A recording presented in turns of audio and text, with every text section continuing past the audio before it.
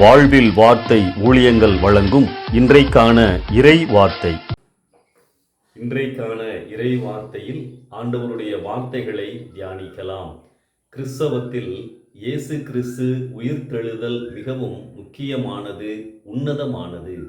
இயேசு கிறிஸ்து உயிர்த்தெழுந்ததினால்தான் எல்லோரும் நம்பினார்கள். சீஷர்கள் விசுவாசத்தோடு பலனடைந்து தொடர்ந்து ஊழியம் செய்தார்கள். இயேசு கிறிஸ்துவுக்காக உயிரை கொடுக்கவும் முன்வந்தார்கள்.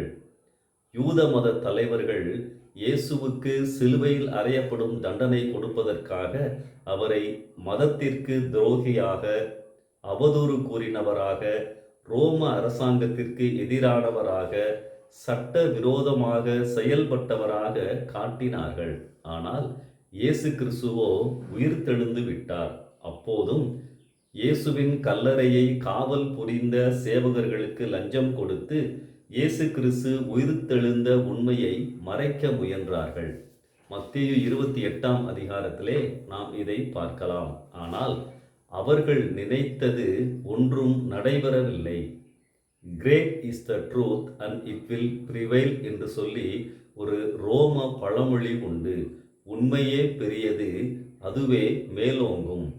அவர்களுடைய அக்கிரமமான சதித்திட்டங்கள், சூழ்ச்சிகள் உயிர்த்தெழுதல் என்ற மாபெரும் உண்மை நிகழ்வை நிறுத்த முடியவில்லை.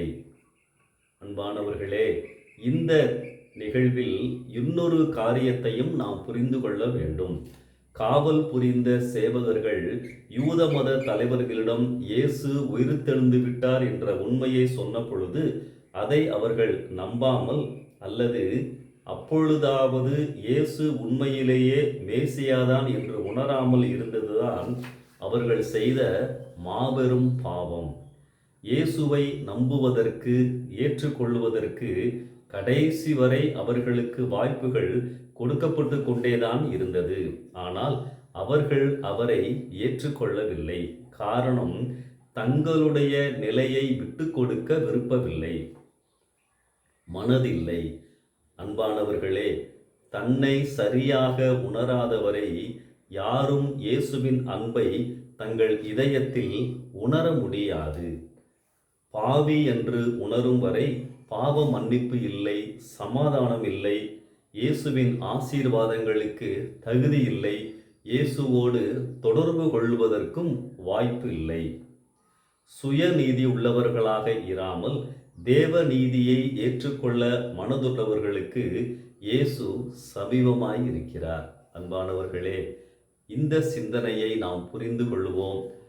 நம்மை குறித்து அதிகமாய் யோசிக்காமல், நம்மளுடைய சுயநீதியை நம்பாமல், இயேசு கிறிஸ்து உயிர்த்தெழுந்து விட்டார், அந்த உயிர்த்தெழுந்த ஆண்டவர் எனக்கு பாவ மன்னிப்பை கொடுக்கிறார் என்ற நிச்சயத்தோடு அவரிடத்திலே வருகின்ற பொழுது, அவரை மேசியாவாக ஏற்றுக்கொள்கின்ற பொழுது ஆண்டவருடைய ஆசீர்வாதங்களை முழுமையாய் நாம் பெற்றுக்கொள்ள முடியும்.